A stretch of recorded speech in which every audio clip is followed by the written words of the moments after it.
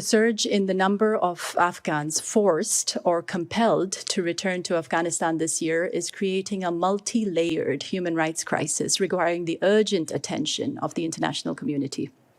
I'm afraid I need to come back to this situation. Many have been either directly forced to return by states where they have been residing, and others have felt compelled to do so because of threats, harassment, and intimidation. What you're hearing about what's happening today. And secondly, the UN High Commissioner for Human Rights, Volker Turk, calls for an immediate halt to the forcible return of all Afghan refugees and asylum seekers, particularly those at risk of persecution, arbitrary detention, or torture upon their return.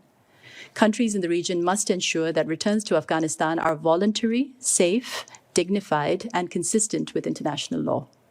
It is being used to incite further violence, to inflame tensions. Sending people back to a country in which they are at risk of persecution, torture, cruel, inhuman, or degrading treatment or punishment, or other irreparable harm violates the core international law principle of non-refoulement. People also have a right to make such a claim and have it fairly considered by state authorities before any action to forcibly expel an individual. Deportation in violation of these basic rules must stop immediately. Thank you very much, Babar. Indeed, international support and solidarity. At the same time, given the particularly severe situation on the ground, especially for women and girls, we call on states to increase the availability of legal pathways for Afghans to find a safe place to live.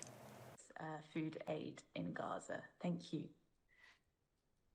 We implore states to do everything in their power to help those who have already endured decades of warfare, poverty, and hardship, as well as extreme discrimination and threats. We must not turn our backs on them now.